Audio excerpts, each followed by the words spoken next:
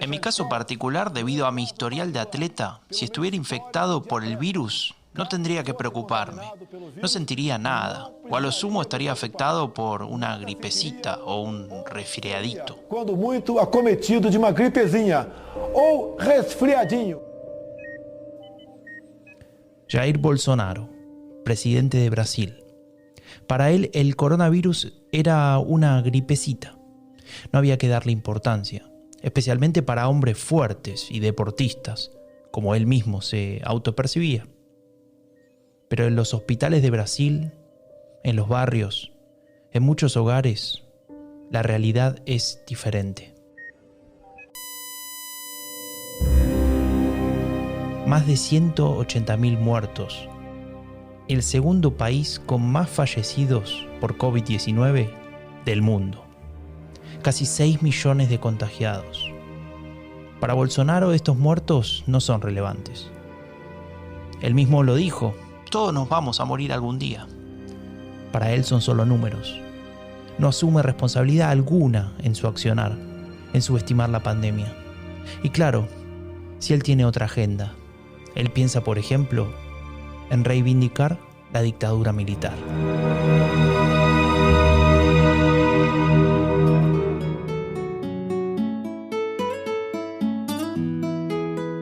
La derecha radical es peligrosa, por lo que dice, por lo que quiere y por lo que esconde, pero sobre todo porque cada vez tiene más poder. Y lo peor es que no nos dimos cuenta, la elegimos, la votamos, le entregamos nuestra confianza. Todavía estamos a tiempo de detenerla, de impedir que su virus del odio se siga expandiendo. Queremos desenmascararla, contarte cómo nos mienten, cómo juegan con nuestras emociones. Yo soy Franco de Ledone y te doy la bienvenida a Epidemia Ultra, el podcast que te cuenta lo que esconde la derecha radical. Hoy presentamos Brasil, el populismo como herramienta de la ultraderecha, o cómo la ultraderecha se beneficia del descontento.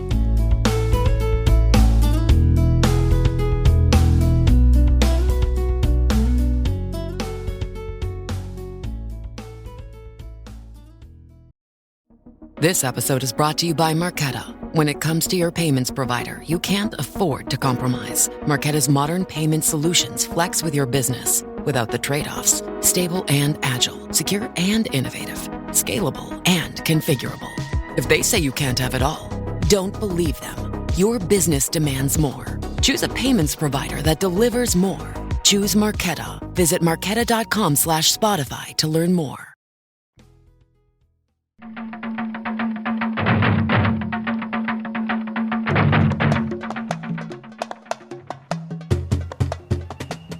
Río de Janeiro, segundo gobierno de Luis Ignacio Lula da Silva. El país baila, no solo porque es época de carnaval, sino porque a Brasil le va bien. La situación económica es la mejor en mucho tiempo, y el gobierno del Partido de los Trabajadores, es decir, el PT de Lula, está generando cambios sociales enormes y beneficiosos para millones de personas. Y no solo eso, el país comienza a tomar mayores dimensiones en el concierto internacional. El mundo habla de los BRICS y Brasil va camino a ser potencia. O al menos eso pronostican los analistas. Era solo una cuestión de tiempo.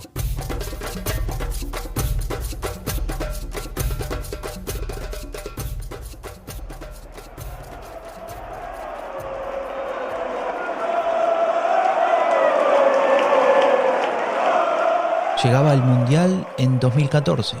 Brasil se mostraba ante el mundo como lo que podía, lo que quería, lo que iba a hacer. Sin embargo, la imagen hacia adentro comenzaba a teñirse de otro color. Lula ya no estaba más y el futuro de su sucesora, Dilma Rousseff, comenzaba a verse más oscuro.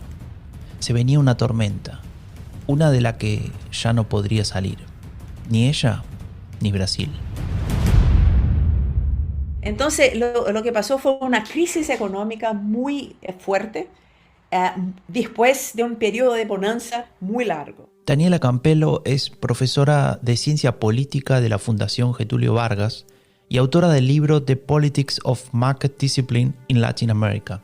Ella nos acompañará a lo largo de este episodio para que podamos conocer las distintas variables que fueron alimentando aquellos nubarrones. Dilma pasó un gobierno, el primer gobierno, intentando que la crisis se retrasara, haciendo cosas que distorsionan la economía, y Dilma tenía una característica muy fuerte, que es una persona que no tiene habilidad política y no tenía más el apoyo de Lula como tuvo en el principio del gobierno. Entonces lo que pasa con Dilma es que logra reelegirse, pero muy débil. Pero ese triunfo de Dilma Rousseff no podía soslayar que desde hacía un año estaba teniendo problemas. No solo se trataba de un escenario económico internacional negativo para su país. Había algo más. Algo que comenzaba a generar las condiciones para iniciar una progresiva decepción. Había mucha expectativa de movilidad social ascendente y el Estado no logró, y la economía no logró satisfacer esas expectativas. Quien habla es Ariel Goldstein, docente en la Universidad de Buenos Aires e investigador del CONICET en Argentina. Según él, comenzaban a aproximarse los nubarrones que pondrían en jaque a Dilma Rousseff. El jefe de gabinete de Dilma lo resumió, dice: la gente mejoró su vida de la casa para adentro, pero no de la casa para afuera. O sea, la gente por ahí principalmente los pobres, habían logrado comprar una televisión, poder viajar en avión, tener un auto, pero la salud seguía siendo de mala calidad, la educación de mala calidad, los caminos. Aquel salto hacia el Brasil desarrollado y potencia mundial parecía quedar trunco, y con ello se desvanecía poco a poco la confianza en Dilma. Pero la gota que rebalsaría el vaso no vendría desde afuera, ni desde las expectativas tal vez insatisfechas de la gente.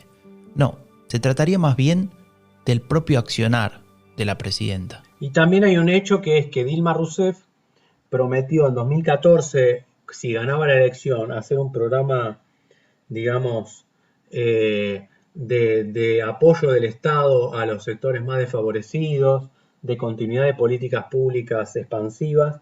Después, cuando gana, nombra a Joaquim Levy, que era un ministro a favor de los bancos, de una tendencia muy ortodoxa, y implementa un paquete de ajuste económico que fue, algo que creo que quebró el vínculo entre el gobierno y la base de apoyo popular que tenía. El gobierno le soltaba la mano a los sectores más populares y con ello terminaba de quedar a merced de una oposición cada vez más envalentonada. El camino al impeachment, es decir, a la remoción de Dilma Rousseff de su cargo, parecía cada vez más allanado. La desconfianza crecía también en la medida en que avanzaba una de las investigaciones de corrupción más grandes de la historia de Brasil, el Lava Jato. Promesas incumplidas, casos de corrupción, oposición virulenta, poco a poco se alimentaba un sentimiento de rechazo hacia la política en muchos sectores de la población. Lo que pasa entonces, la percepción de la gente es que los políticos en general eran malos, corruptos, todo el sistema. Se hablaba mucho del toma la de acá en el Congreso. Entonces cualquier tipo de negociación en el Congreso se volvió una cosa errada y que no se podía hacer. Entonces se abrió un espacio muy largo para un outsider, que fue una cosa que fue como pasó en Italia. Y nosotros, politólogos, decíamos eso en ese periodo. Eso va a crear una decepción tan larga con el sistema político que va a abrir espacio para aventuras. Y esa aventura que menciona Campelo muy pronto tendría un nombre: Jair Bolsonaro. Pero, ¿quién es este hombre que hasta ese momento no era más que un nobody de la política brasileña?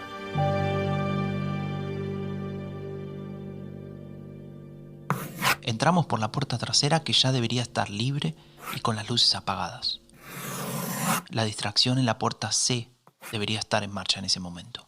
Luego vos llevas el paquete a la puerta 3, lo activás y a partir de ese momento tenemos 5 minutos para salir. Un enclave secreto. Jair Bolsonaro y algunos cómplices están planeando poner una bomba. Sí, escuchaste bien. Planean poner una bomba para desestabilizar al gobierno. El atentado nunca tendría lugar. Será descubierto a tiempo.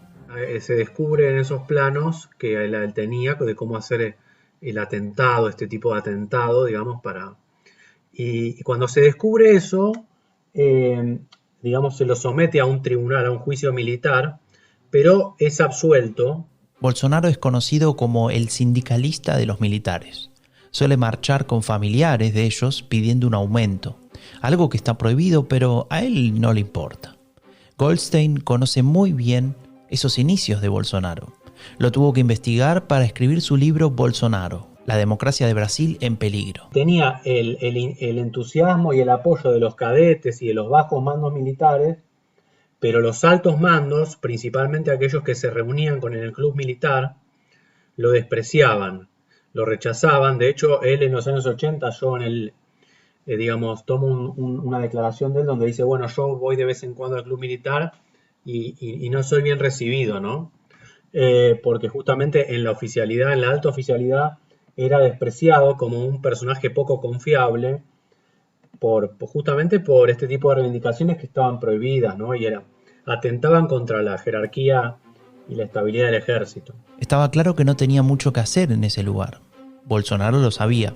Es por eso que tras su temprano retiro en el año 88, comienza con una segunda carrera, la carrera en la política.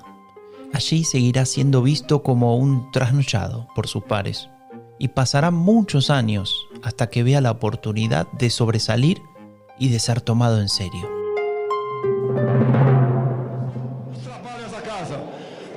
Quien grita como un desaforado es Jair Bolsonaro. Está por anunciar su voto positivo en el impeachment de Dilma Rousseff. Y cuando lo hace, genera la indignación de toda la sala. Contra el comunismo, contra el Foro de San Pablo, por la memoria del coronel Carlos Alberto Brilante Ustra, que era el terror de Dilma Rousseff. Contra el Foro de San Pablo, pela memoria del coronel Carlos Alberto Brilante Ustra, un pavor de Dilma Rousseff. Bolsonaro jura en nombre de un torturador. Ustra fue parte de aquella dictadura en la que se secuestró y torturó. Lo que para la justicia de Brasil fue un torturador, para Bolsonaro fue un héroe.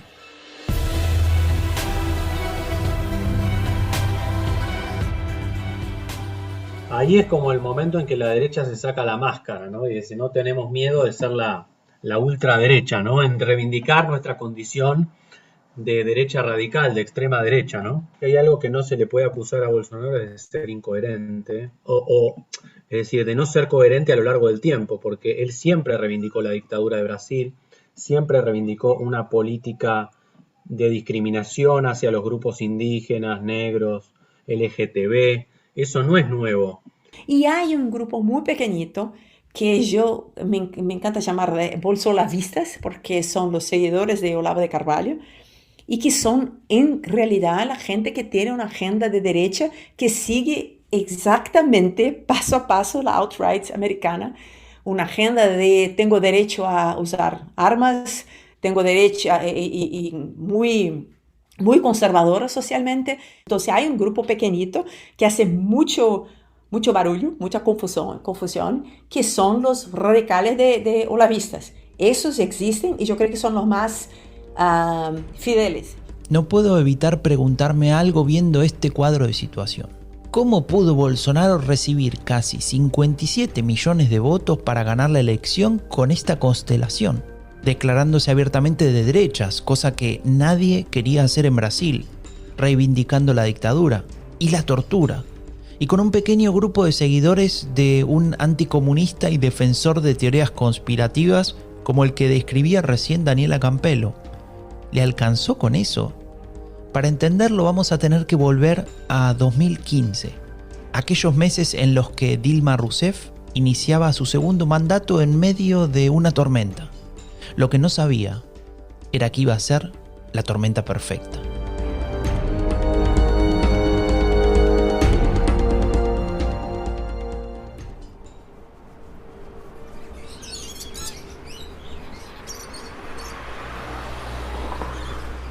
Febrero de 2015, Maranhão, al nordeste de Brasil.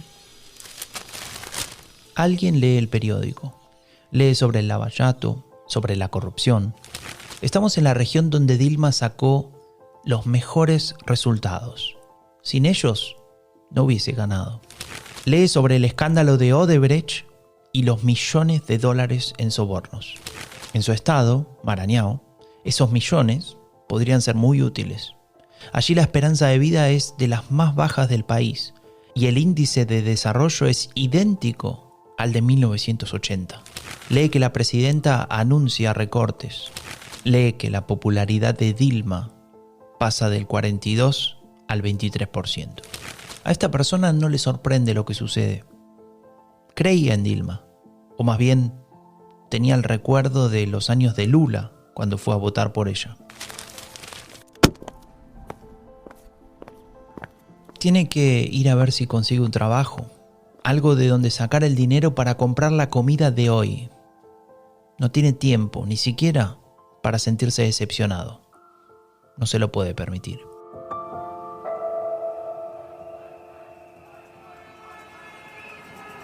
Pero en otros lugares la gente sí sale a la calle. No son todos, pero son lo suficientes para hacerse escuchar, para expresar su decepción, su enfado, su indignación. Todo conjuntamente creó una crisis del sistema político.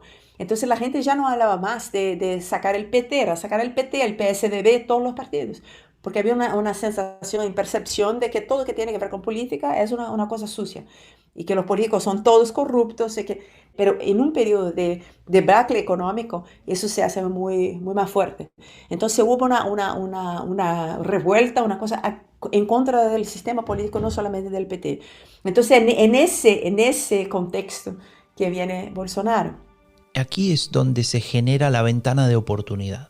Aquí es donde, como decíamos antes, un outsider tendrá la chance de sacar provecho. El desafío era estar en el momento indicado, en el lugar indicado, con el discurso indicado. Es curioso porque se das una clase de populismo, Bolsonaro sigue de A a Z.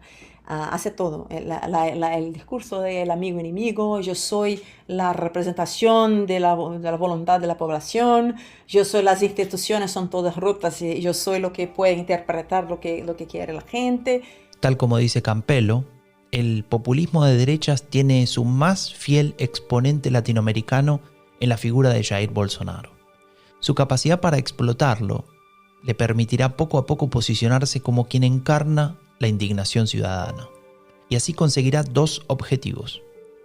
Primero, el voto de los lavallatistas y antipetistas, es decir, aquellos que luego de más de 12 años de gobierno del Partido de los Trabajadores, el de Dilma y Lula, los querían fuera. Y segundo, pero no por ello menos importante, la ebullición en torno al tema de la corrupción era tan fuerte que su agenda ultraconservadora, pro-dictadura, esa que describíamos antes, quedaba semi-oculta, en un plano secundario. Tal vez a él no le importase, pero es improbable que a Bolsonaro se lo haya votado masivamente si hubiese continuado exclusivamente con el discurso anterior. Sin embargo, eso todavía no alcanzaba para ganar. Le faltaba recibir la ayuda divina, o la de aquellos que dicen administrarla.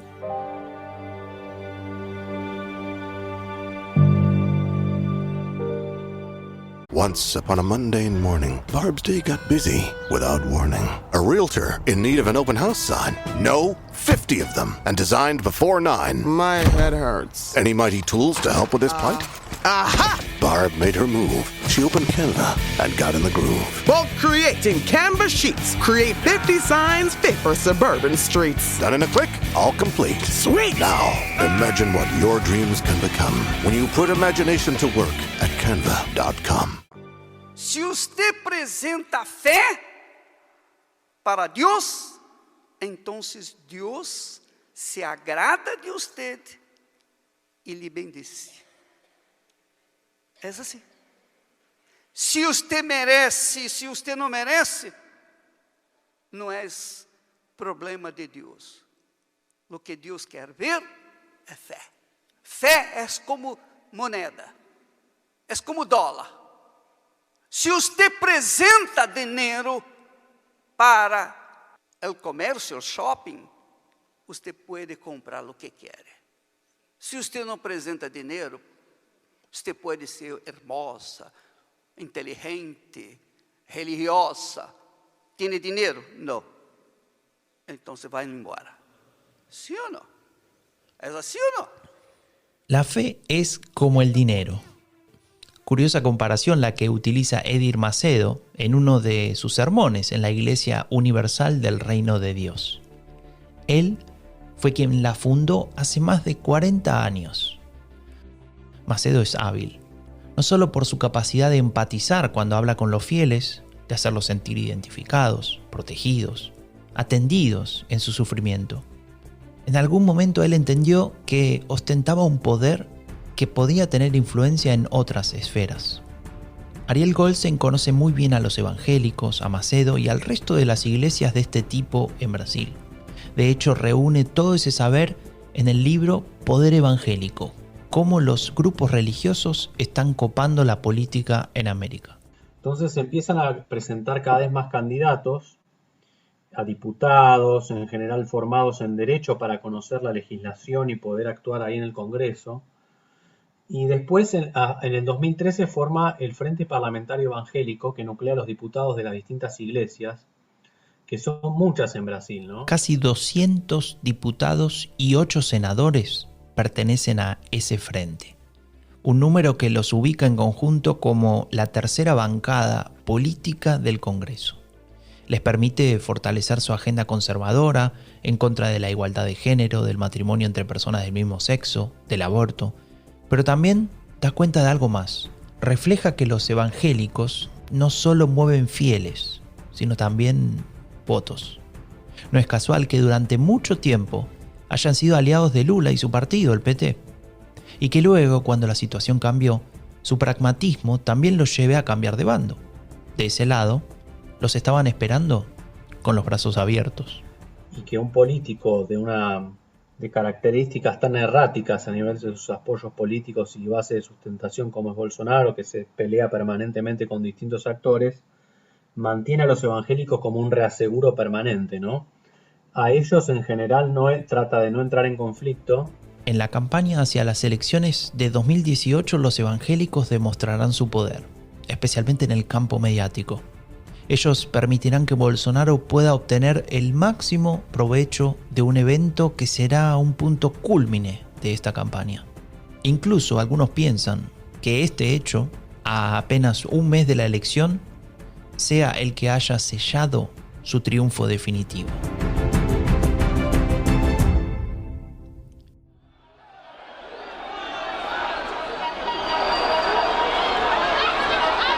Estado de Minas Gerais, 6 de septiembre de 2018. Bolsonaro es llevado en andas por sus seguidores. Va de amarillo y en su pecho se puede leer la leyenda "Mi partido es Brasil", en letras verdes. Saluda, sonríe, cuando de pronto una mano envuelta en lo que parece ser una tela blanca impacta contra su estómago. En ese momento el candidato hace una mueca de dolor y se lleva las manos hacia el abdomen.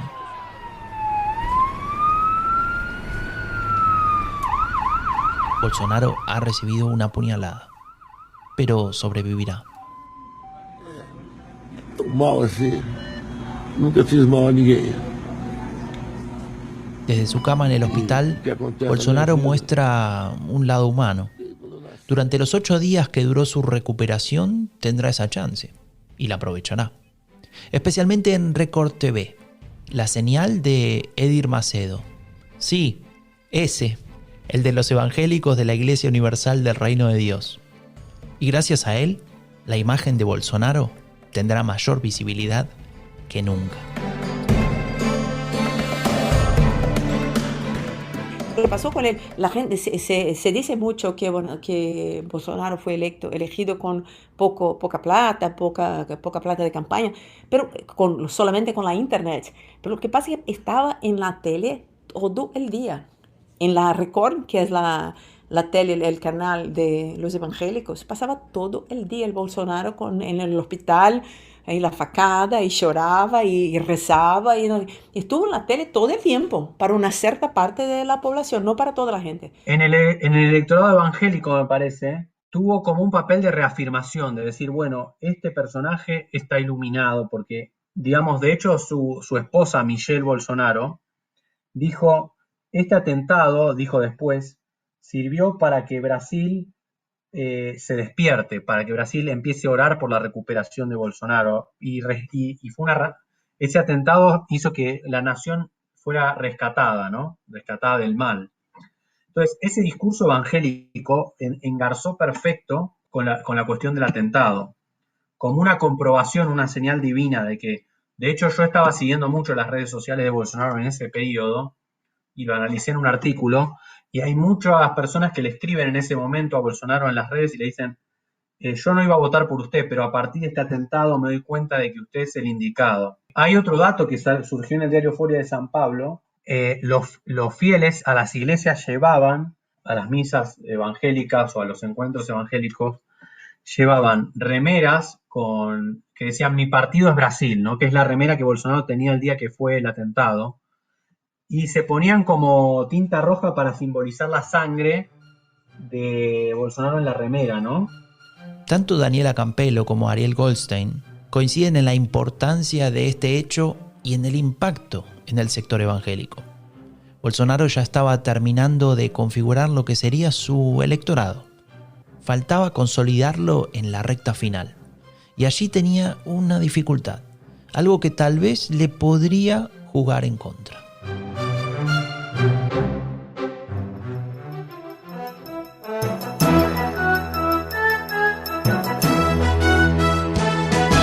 Se venían los últimos debates, un verdadero problema para Bolsonaro. En ellos se encontraba incómodo, expuesto a contradicciones y además le estaba yendo tan bien desde el lugar de la recuperación. ¿Por qué cambiarlo? ¿Por qué arriesgarse a un error? Y Bolsonaro corta por lo sano, anuncia que no irá al debate, que sus médicos le aconsejan no hacerlo. Podría ser contraproducente. Se ve que no le dijeron nada sobre dar entrevistas mano a mano, porque casualmente a la misma hora del debate al que Bolsonaro no asistía, iba a ser entrevistado en otro canal. ¿Te imaginas cuál, no? Sí, acertaste, el de los evangélicos.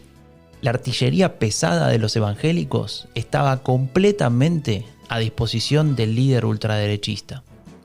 Y los resultados no tardarían en llegar.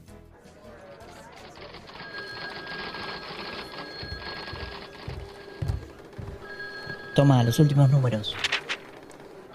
No puede ser. No lo pueden creer.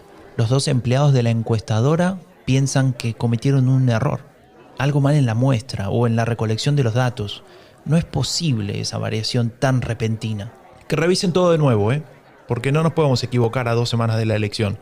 Cada paso, cada número, quiero que miren todo. No quiero ningún error. No tardarán mucho en comprobar que los números están bien. Pareciera que el poder evangélico, una vez más, ha demostrado su capacidad de influencia. Hay un crecimiento muy súbito del antipetismo entre los más pobres, porque no había antipetismo, no tenía clase. 2 semanas antes de la elección, lo que pasó fue un cambio, un crecimiento muy largo del antipetismo entre los más pobres, pero solamente los más pobres evangélicos. Los más pobres no evangélicos, eso no pasó. Y ese fue el periodo en que se conjecturó que el liderazgo evangélico había acertado con Bolsonaro. Entonces, los evangélicos si fueron al barco de Bolsonaro relativamente tarde. Entonces, no es una cosa que yo creo que tiene mucho más que ver con el hecho que tenía una posibilidad de vencer, y eso es importante, pragmatismo evangélico, que con una agenda. Yo creo que la agenda fue muy más utilitaria que la razón por la cual hubo ese encuentro entre evangélicos y Bolsonaro. Parecía que los planetas se alineaban a favor de Bolsonaro. Era el elegido de los evangélicos, pero también de otros grupos que querían un cambio. Campello lo explica muy claramente. Si queremos entender lo que pasó con Bolsonaro en la presidencia, hay que comprender en contra de qué que la gente votaba. Yo no creo que la gente votaba en un hombre que es en favor de la censura, que es en favor de la tortura, que es en favor de esas cosas terribles. Yo creo que la larga mayoría de la gente que le votó no votó por eso, votó en contra de otras cosas. Los lavallatistas que votaban contra el PT por la corrupción, los neoliberales, el mercado, que votaba en contra del PT por la intervención estatal de Dilma, los evangélicos se volvieron bolsonaristas. Hoje aqui estou fortalecido, emocionado e profundamente agradecido a Deus pela minha vida e aos brasileiros. Vamos a unir al pueblo, valorizar la familia, respetar las religiones y nuestra tradición judeo-cristiana, combatir la ideología de género conservando nuestros valores. Brasil debe ser un país libre de las amarras ideológicas. Conservando nossos valores. O Brasil voltará a ser un país libre das amarras ideológicas. Reafirmo. 1 de enero de 2019. En el Congreso Nacional de Brasil, Bolsonaro brinda su discurso de Asunción. Siguiendo el manual de los líderes de las nuevas derechas, se autodefine como enemigo de todo lo que sea ideológico. Para ellos, su discurso no es ideológico. Para ellos es simple y llanamente lo correcto. Pero ellos saben que no es así. Luchar contra la igualdad de género, por ejemplo, es una decisión que se sostiene en una ideología, la conservadora o la ultraconservadora. No, Bolsonaro también un poco encarna esa idea del padre, ¿no? El padre autoritario tradicional de la nación, esta cosa militar, ¿no? También.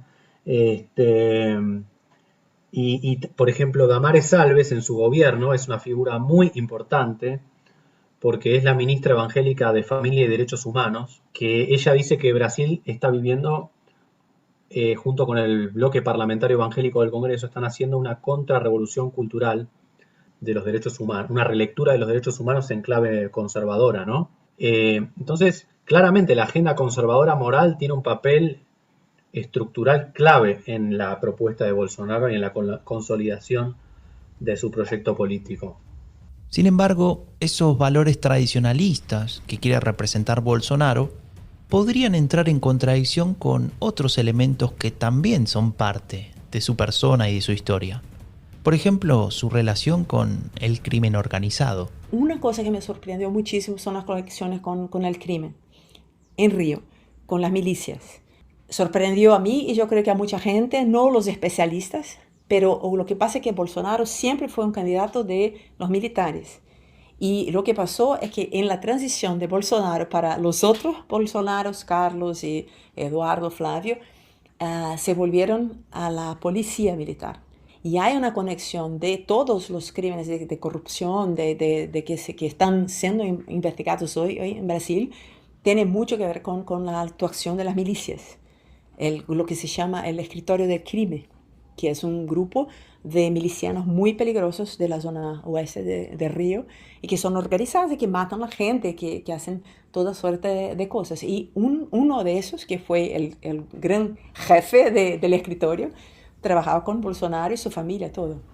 Y como si la conexión con el AMPA fuera poco, Bolsonaro también ha habilitado que en la política de Brasil un viejo actor vuelva a la escena. Uno que ha sido protagonista de los años más oscuros de la historia del país.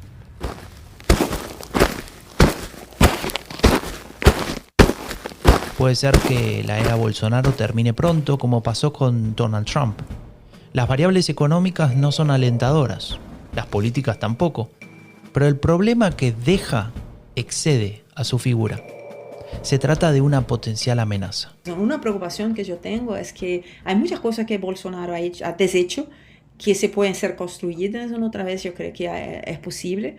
Hay muchas cosas, otras cosas que no. Pero una preocupación que yo tengo, es el retorno de los militares como actores políticos. Y eso es una cosa que no fue creada por Bolsonaro, porque había una crisis con Dilma. Fue muy difícil para los militares aceptar una presidenta que fue una militante. Temer fue el que invitó otra vez los militares en muchos sentidos, y con Bolsonaro, claro, se volvieron un actor político importantísimo, y todo que se habla hoy se habla de los militares que piensan, que no piensan, y la politización de la policía militar. Eso es una preocupación muy fuerte, porque no había antes. Una cosa que yo digo siempre, si Bolsonaro tuviera 83% de aprobación popular como Lula tuvo en el medio de la bonanza económica, la democracia está en riesgo, pero sin ninguna duda.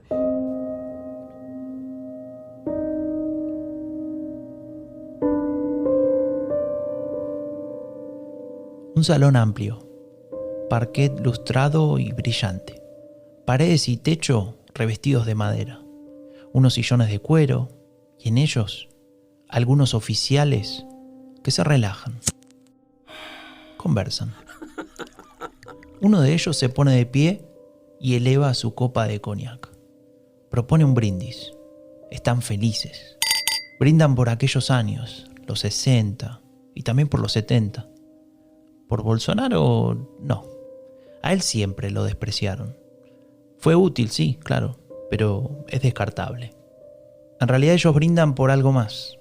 Brindan porque piensan que tal vez nos falte tanto para regresar.